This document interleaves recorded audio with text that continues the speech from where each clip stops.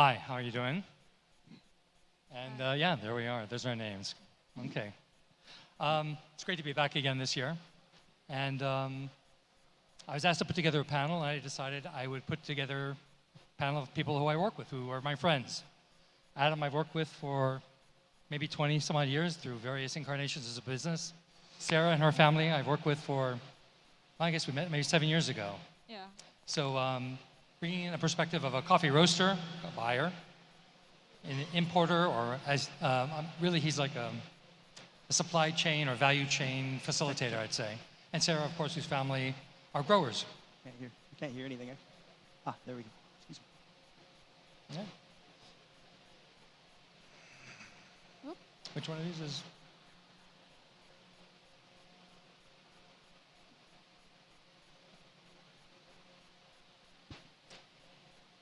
Okay. Yeah, okay, so let's get back there for a second. What's the first one? We changed the title because how can roasters provide more value to growers? It seemed like a very one-way or one-sided, either two sides against one, almost adversarial. And so we decided to change it to how can upstream partners bring more value to coffee communities. Of course, coffee communities include growers, but there's other people and other places that value needs to expand to. Most of them, if we're really thinking about it, right now we are going to see the participation of all of us in the development of the coffee community, because if we're thinking about any of us will be here if we don't thinking about the coffee communities, how we can build in an industry, don't thinking about in the communities, don't thinking about the person, don't thinking about the human side of the coffee and what is not just in the process there, how we drink the coffee. We need to understand what is behind of a cup of coffee too, so. Yeah, I mean, it's such an inclusive industry just by its nature that, you know, we wanted to make sure that we're having all aspects represented. We're a roaster, a producer, an importer. There's smallholders, there's exporters, NGOs. There's so much value that all of us can bring to our industry that the conversation needed to be opened up, and it's important to consider that.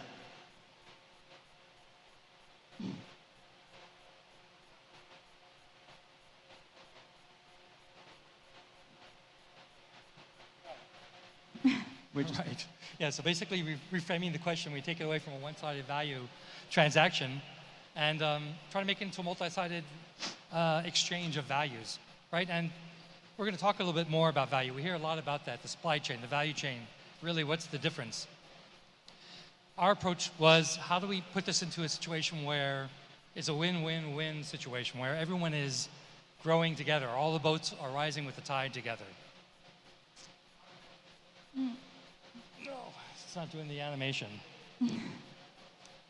Okay, well, there's some animation there. Basically, there are a lot of players in this value chain. And the value chain basically go from the associations, exporters, NGOs, roasters, cafes, and of course consumers.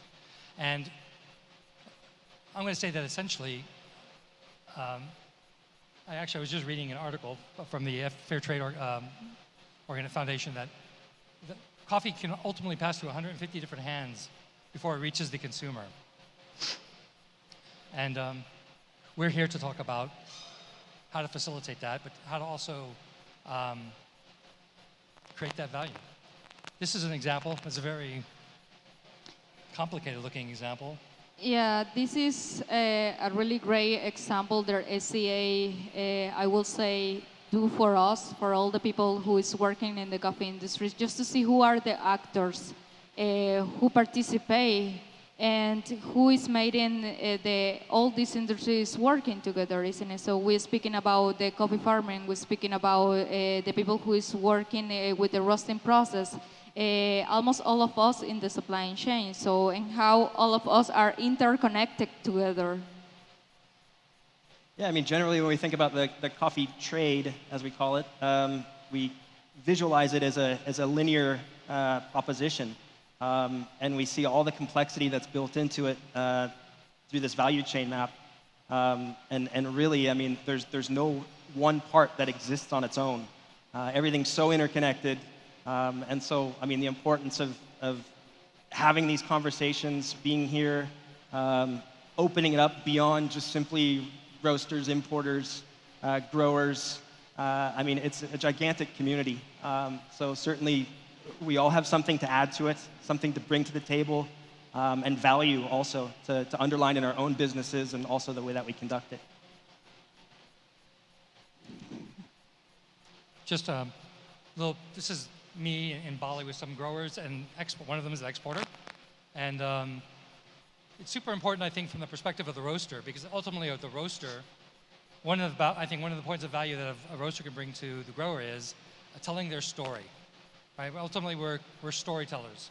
And the more that we can build a story, the more we can tell the story, the authentic story of the grower, the more value that we can bring to that grower. The more we can charge for that coffee, and of course, the more that we can pay for that coffee. And what do we mean about value? And so I'm going to actually say, who the hell am I to be sitting up here telling you what value is to you, right? And so are there any growers out here right now? All right, I'm going to come to you. I want you to tell me what value means to you. Introduce yourself with your name and your farm. Hello, everyone. I am Al Lopez, owner and founder of Finca Terrerito. We call it Finca T. It's easier to pronounce. And we are in the Copan region of Honduras, Central America. And to me, value is everything we can do to make the coffee a little better.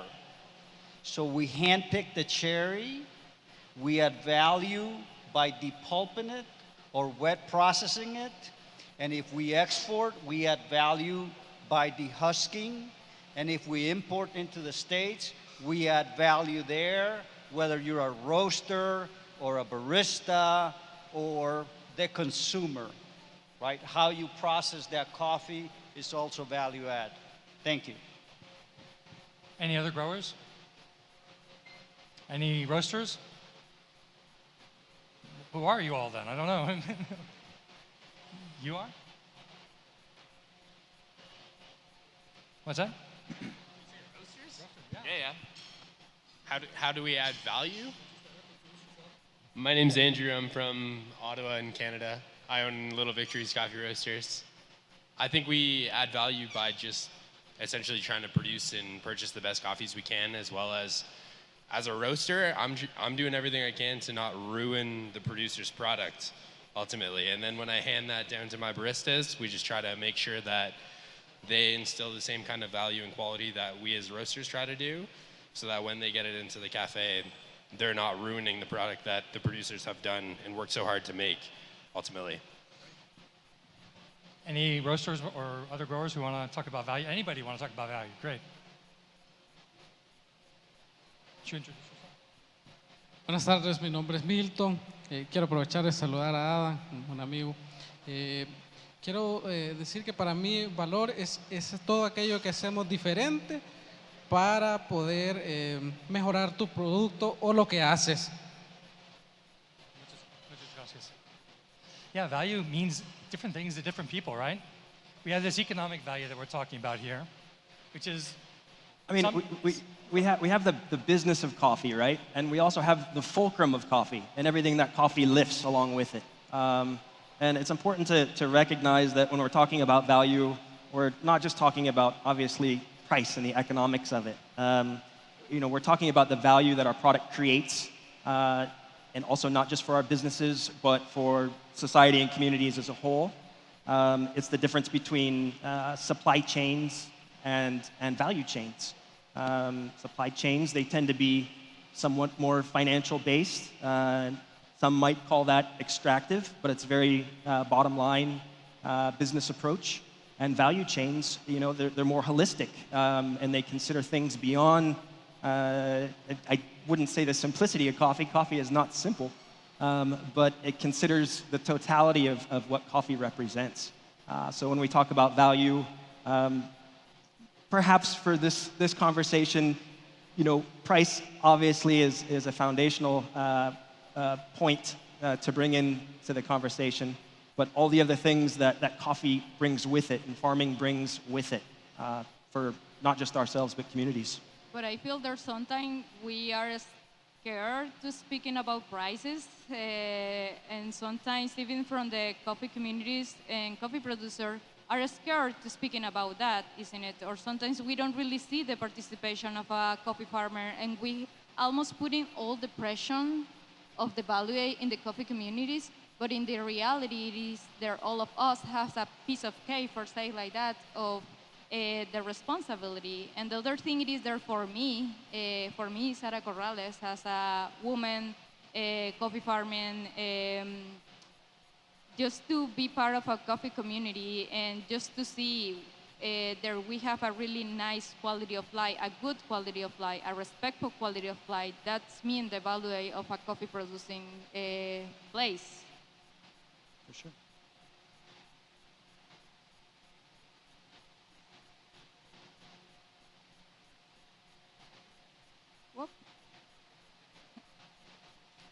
Right, so again, it didn't do the animation, that's too bad. But It's supposed to move. yeah, it's supposed to move. Anyway, I think one way that I bring some value to beyond monetary value, well, that's not true. It all, I guess, boils down in a sense to monetary value, but something that goes beyond the price. So what we've done in some countries that we worked in, and again, we're I'm going to say it's the very small end of medium roasters. I mean, maybe we're doing 45 containers a year of organic coffee in the United States. So we're not small, but we're not large, and our resources aren't, unlimited.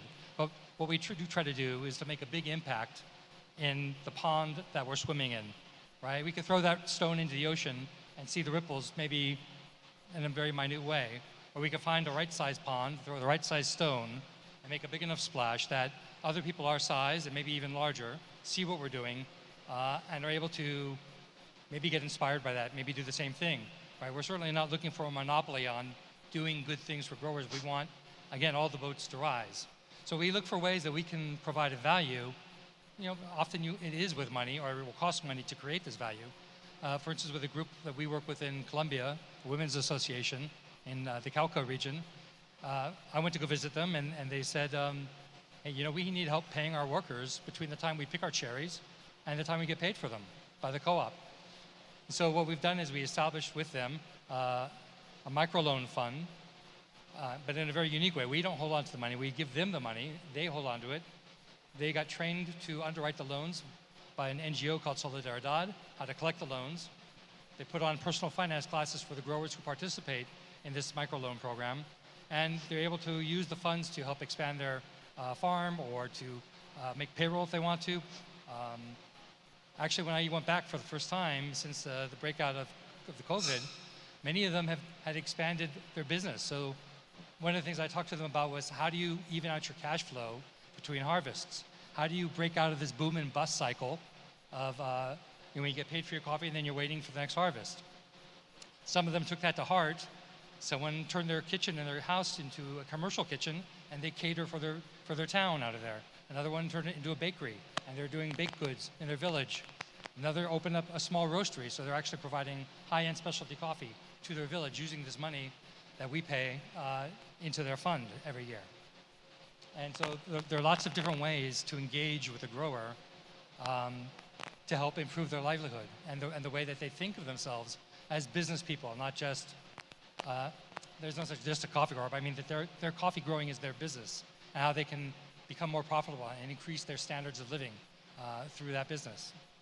But mostly we don't speak about, for example, sometimes I think that you can put in some value or I will say a good intention, and maybe this is something like a dream if we're thinking about this industry, but if we have like a really nice intention to add something to the community, we can build in different strategies in there. For example, we can build in like knowledge, we can build in like a different exchange inside of them. So that's the intention of all this. Yeah, knowledge exchange. So I'm going to say one way that Sara provides value to me, besides making excellent coffee. Every year, before October, we jump on a Zoom call or Google Meet call, and we talk about what I'm going to purchase this coming year and how much I'm going to pay. And I'm not a great negotiator with her because I like her and her family so much. So I put her, so how much are you going to charge me this year? And when the prices were low, when we just saw Albert's talk and the C market was very low, we were paying what was considered a very high price at the time. But when the market went up significantly, and it came time to discuss the pricing again, their price went up. And I think I told you and your brother, I said, you should increase your price because I know the cost of your inputs have gone up. But they chose not to go up to where the market would have allowed them to go, right? So for me and the other roasters whom they've been working with for years and years, they raised their prices to make the rate of return they needed to make, and but they didn't go to the full market price, which was great. We had their back during the low years, they have our back during the high years, but they're able to still make their rate of return, and that kind of relationship is super valuable. And I wish I had it with more of our growers that we buy from. It's just not necessarily possible. I think that we don't want to put it in the center, but for me, my experience is I think there just to be here, being a coffee farmer, and spend time and a place between you guys, that I think there is a great opportunity, and I think that this is a good example just to see the industry need to be prepared in a new way to do it. So with this question, if it is the sustainability the only way that we add value, I think that we can do more than that. Right now, if we're really thinking about a coffee farmer profile, now we just know to know how to produce coffee, we to know how to sell our coffee, how to evaluate our coffee, how to do the quality control, and even though how to learn another language to start doing some business and to be part of this industry. So thinking about this question, of course, that the sustainability is on a really huge side. There is important to build in the industry, but we need to thinking about now what the industry demands to everybody. Yeah, so this point in the day after, I feel like this is very loud, but at this point in the day after Albert's presentation, we have a pretty interesting juxtaposition talking about value versus market price. And Albert brought up a very important point that he's been in the industry for, he's a veteran, he's a professional, and absolutely an expert, no questions about it. I came into the industry from his timeline, it sounds like a little bit more recently, but at the beginning days, the pioneering days, if we call it sustainability, when we're talking about beginning to speak about organic and what it represents, and fair trade and what it represents, Albert mentioned it, we've been talking about it for 31 years by his time scale. Mine's a little shorter, 25 or so. But the reality is you can't have sustainability without education, without capacity building, and most importantly, without inclusion, right? And I think a beautiful example of that is the way that we've seen gender equity become topical in our, not just topical, but actually acted upon in our industry. For a shorter time frame than we've been talking about sustainability, we've been focused on defining how gender equity actually is in our industry and what it means. And fast forward within the 10 or 15 years that that's began, we have women grower co-ops, it's IWCA, and this couldn't have happened without the space and the inclusion to grow and add to the conversation. So, we're fortunate, you're fortunate to be able to have the conversation between ourselves with all of you. There's 70% of the world's coffee growers are smallholder farmers that are, they're the most vulnerable. This isn't news. There's nothing groundbreaking about it. It continues to be the case. How are they represented here? And we have to be their voice. But also we need to be a hub for them, right? Like we're building capacity. We're allowing them to build their own capacity through inclusion. And I think it's a really important point to continue to focus on that and highlight inclusion as a point of sustainability, because without that, there's not much road ahead.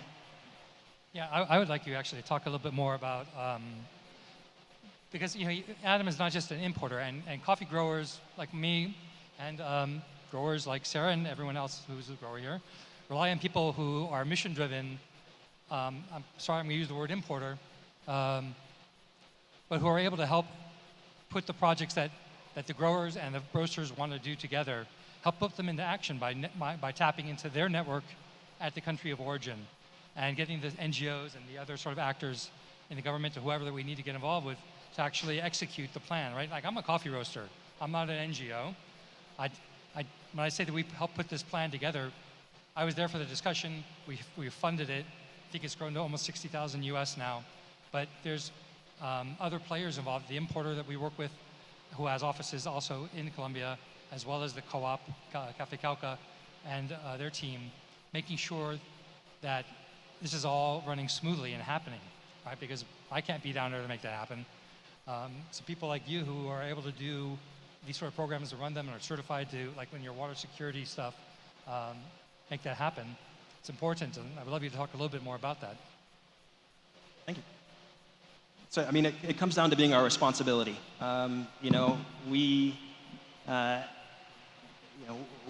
We're able to be here. So many aren't. So we have to use our, I hate to say commercial power, but our privilege to empower. And that's really the way that we can create that inclusion for communities beyond producers and certainly beyond the consuming side as well. But more than that, I mean, I know they're the coffee farmers sometimes, and this is something that we almost don't see. It is the impact that the coffee farmers do to the people who is working with them, and almost all the people who is working with them, it is the community.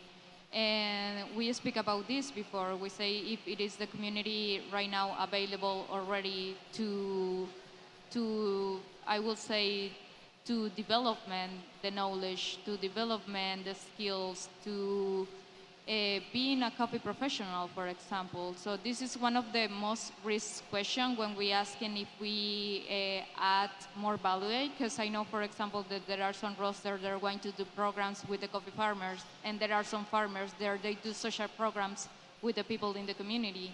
And for me, what is the most important to see, it is there almost all of us are really interested in focusing in education too. In that way, we can see, for example, how we can develop not just a coffee profile in the community. In that way, we can see, for example, how different countries can develop this type of product, and mostly it is the most income in there. So, yeah, I think there. Sometimes we're speaking about the same thing, but we feel that we speak about different stuff. And your family also, talk a little bit about the academy that they want to start, and I think your father even has some classes already going on with your local community. It is, actually. Right now we are working with different scholarships, and we speak about this before with people from Nicaragua too. One of the students from this scholarship now is working with us in the coffee farming. So sometimes, as I told you before, we put in more pressure in the coffee community, and we're speaking about sustainability all the time to the farmer. But what means sustainability for us? I mean, what means sustainability for the coffee consumer? What means sustainability for the coffee buyers, importers, and curators, and baristas too? So I think that this is part of the participation that all of us can do it. Yeah, and I love it that you and your brothers are really involved in your family business, because you probably have seen this as well, that there's so much of the youth who are from the coffee farm families moving to the city and not wanting to work the family farm. So the supply of coffee workers, coffee farmers can be dwindling, and I think by making it kind of cool, and the way, especially the way your family does it, it makes coffee farming look like it cool, and it's attractive, and you can make the kind of livelihood that you want to make. So I'm very appreciative of that. And the reason I had them also speaking more about the sort of projects they do is so that you see that it's not like a one-sided transaction for value. That they're projects being originated by roasters, by importers, and by farmers for growers as well as their communities. Come on. There you go. That's your dad's hand, right? Yeah. Yeah, that's my dad's hand. This is something that I want to share with you guys because I think for me it is the perfect equation to building and create some values in different type of community, not just in the coffee community, and everything that we're doing with the agro industry. So right now we have the coffee actors, all of us that you are sitting in there thinking about what we are doing. And this is the other thing, we're thinking there, sometimes when we speak about price, we're thinking about there is just about money, but this is the intention that we're putting in money. This is the intention that we're putting to grow up more this type of community. And it's something that sometimes it's not easier to talk, but we not just speaking about the price of the product, we're speaking about the price of full new generation, we're speaking about the price of the education, we're thinking about the price of even though to the healthy and social development in the same one. And with the education, I think that the NGOs and even though governments have a huge responsibility, because as I told you before, sometimes the coffee community are not ready to receive a specific type of education in coffee, even though they doing that. But that doesn't mean that we are not open to do it. We're putting there, if we add more, the focusing in the coffee development, the sustainability, more communication and equality and activities and action, it is part of all of us. And we have, as I told you before, a piece of cake of the time of responsibility to doing this equation work together. Yeah, I mean, I think the most important thing also is to remember that we're asking a lot of coffee. We're putting a lot of weight in coffee and its ability to lift. And oftentimes we're saying through the price premiums that we're going to be paying for all of the sustainability initiatives that are inherent in a case like Sara's farm in their estates. And, you know, we're not necessarily incentivizing the other parts of the farm enough, aside from just the marketing aspect or the story aspect about the sustainability.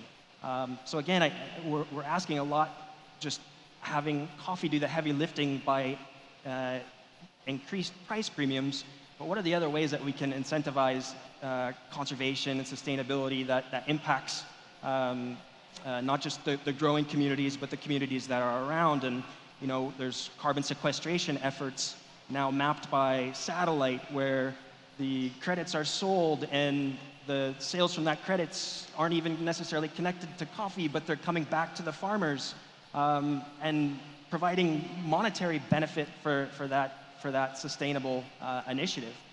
Things like this and water funds. You know, there's a lot that's inherently valuable about growing coffee in a sustainable way. And just saying, back to Albert's point, I guess it's so important, just saying sustainability or it's sustainable, it's lost some of its meaning, but it also underlines the fact that coffee can't do all of the heavy lifting itself, that there needs to be diversification on the farms to create sustainable farms, but really also coffee, this is going to sound terrible to say, but it's a byproduct of quality coffee is a byproduct of all these other things that go into farming, right? Soil management, watershed conservation, agroforestry, and the things that are included, the biodiversity. And so if we look at it that way, then maybe we can have another perspective on sustainability and the value that farming brings, not just coffee itself. I know for me, in my company, sustainability, certainly I agree with Albert, where he was talking about sustainability and profitability, because without financial sustainability, there is nothing to sustain. But my company is a certified organic coffee roaster, and that's pretty much what we buy. That's only what we buy. And being able to find and help other farmers see the value in becoming certified organic, how it could actually increase their yields and certainly increase their health and the health of their workers and the health of their communities. Being able to provide that sort of education and financial support in their transition is an important part of it for us as well. Here's a guy making sure that I's are getting dotted, T's are getting crossed. Guatemala. Sorry about that. Again, this was this was an animated slide. But basically, whose responsibility is it to make this happen? And really, it's everybody in the chain, right? When we do a project, the co-op and even some of the farmers, they participate financially in the program. It's not just all from the importer or the roaster throwing in money. We try to bring in other actors from the value chain as well to provide not just financial support, but logistical support. We're talking about the producers who will put a little bit of money, maybe in care and management, and application of the sustainability plan. Yeah, but It sometimes... looks like the value map, right? And so Yeah, it's a shame, but... It's like a QR code. I think there are sometimes when we speak about this and when we speak about, for example, like a financial support that the farmers do to the same coffee community, we're not thinking about the farmers have the land, and with the land we can do a lot of stuff. For example, us in the farm, we have organic practices in there. We receive a scholarship from different universities, and they do some practice over there. So that's a huge responsibility, just to maintain the farm and work with the people in the community and trying to share the same education with them. So I think that's the way that we can support the community. So sometimes when we speak about price, of course, this is a topic like really, we can speak about this for a long time. But we are not going to be focused on that. We are going to be focused more about, I do this question to these two guys and I say, hey, what we can do together, or what you do to add more value to the coffee communities. And in that way we understand that each one of us has, with our resources, with our knowledge, with our intention, a different type of participation. Yeah, accountability, right? There's no measuring without accountability. So how does that happen? Well, let's go back. yeah, I mean, I don't think, and this is another obvious point to an expert crowd really, but accountability can't happen without traceability and transparency. You know, it's really easy to bury, profits, let's say, or profit margins when you can't trace back directly from a roaster to the producer. And, you know, it creates so many blind spots when we're blending at the mill or having to sell to the mill. But they serve certainly an important function in creating market access for growers that wouldn't have it otherwise. Same thing goes for coyotes. They get a bad name, but in reality, they're providing perhaps types of financing, whether it be very expensive or not, but they're also providing market access where these growers wouldn't have it in the first place. So it's not necessarily a bad thing for a grower to be able to sell their coffee. You know, certainly it needs to be at a profit, and they need to have the capacity and understanding of what that profit looks like, and that it actually exists, and that it is valued correctly. But the accountability really, the accountability piece through traceability and transparency, it doesn't really exist aside from someone's good word and trust that they're doing the right thing. You know, and I think it's kind of funny because when I say funny, not that about the traceability, but that coffee is such a special product this way because no one asks for traceability on their bananas, right? No one looks for traceability on their beans. And yet the coffee is very much on the table, demanding of itself, probably more than its consumers are, for this sort of traceability from farm to table. So I think that's a good point. Ways to make another one of these great charts. This is Lots of options. Right, the Sustainable Coffee Challenge, yeah? Yeah. Sustainable Coffee Challenge, it's a multi-stakeholder initiative put forth by Conservation International, not to promote one over another. There are a number, but the important part of this piece is to familiarize yourself with sustainability frameworks and find the leverage, find those points of fulcrum that speak to you and that provide the most value for the growers and those that are in your network. And we've got access to finance, which I don't necessarily think gets enough of an underline. What's the price of money before the price of coffee? It's an important question to ask when we consider farm gate pricing. Are we, in the profitability? Are we considering what happens even before the coffee cherry is on the tree, before those trees are planted? Where does that? How does the system work? Who puts the quarter in the jukebox? And is it really a quarter, or is it 50 cents or $1? So I think it's an important point here, just in kind of clarifying, aspects of what we can bring in terms of value to our supply chain. Sarah, like some from this list or this path here, is there any of these things that particularly speak to you and your farm and family's needs and community's needs? No, right now, for example, we have like long time to working in the same community. I'm the fourth generation, so imagine all the hard work that we're doing there in the same farm. But of course, we are thinking about sometimes one of the most, I'm gonna say, thing that we are worried, it is there what's going on later with the pickers, because we have migration problems, we have an economical problems. So we can speak like we can take 1 hour to speaking about the problems that we have in the coffee farm. And there's a lot, but right now what we should see it is where we can do it right now. And of course, we developing a lot of the practice of gender, for example, and with the education, as I told you, I grew up with one of our neighbors there. He's working with us. And sometimes I feel like a privilege, and at the end, it's not a privilege. As I told you, it is a respectful way to grow up. It is having a great education, having a great healthcare system. And sometimes when I can tell you this because I doing that before when I was more younger, even that I look really young.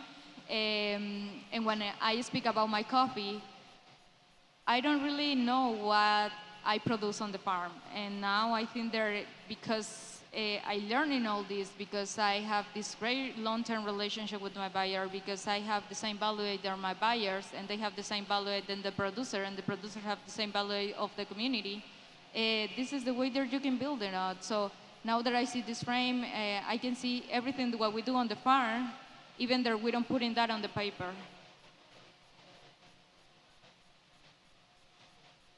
Just a pretty picture. So, final thoughts and conclusions.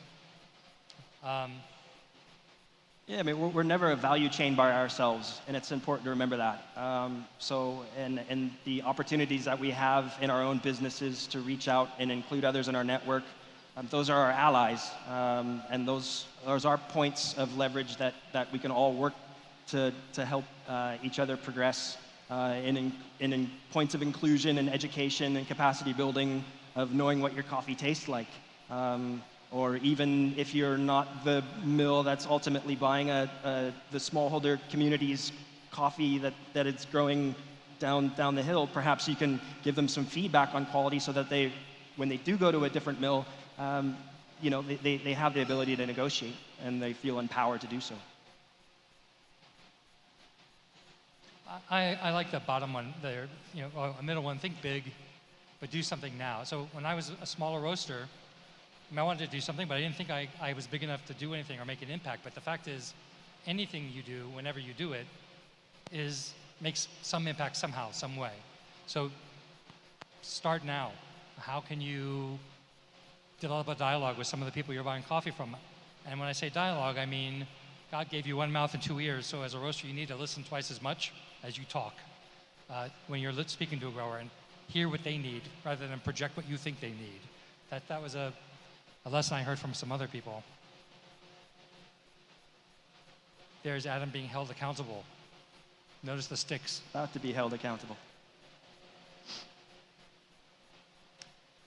Yeah, so your quote, say it. Yeah, there's a quote. It's the uncomfortable truth. That's the only way we create change. You have to come from a point of feeling empowered to do so, and that only happens when you do so over and over again. And so if someone's not going to listen to you or they're offended by it, then they don't quite get it. And they're not necessarily going to be the best ally. So, you know, keep pressing, go someplace else. You know, we're an incredible network of people, caring, compassionate as coffee is. So you can always find an ally if you look, and if you don't happen to be talking to one at that point in time, find another one. Oh, this is cool.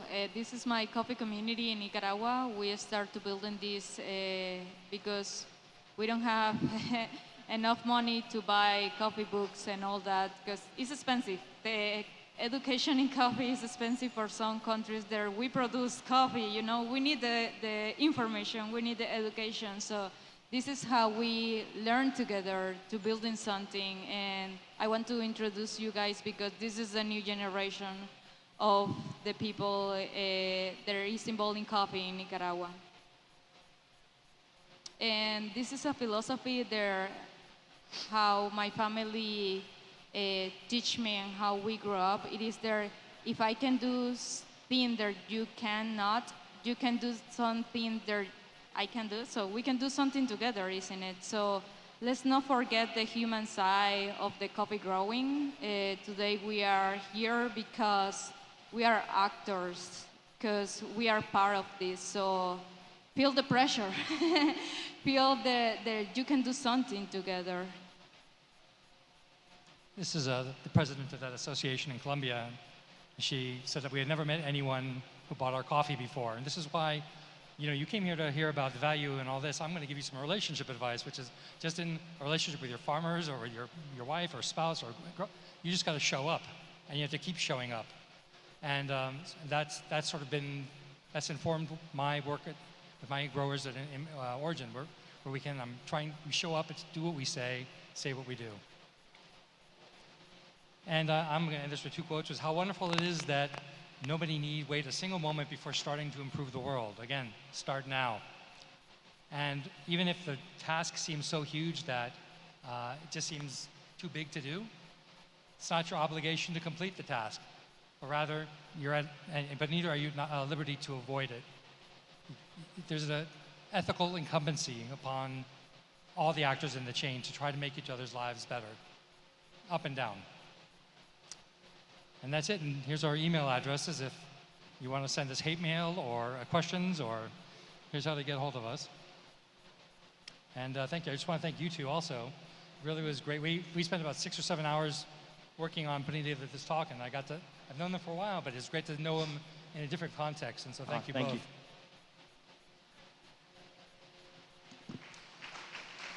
Thank you.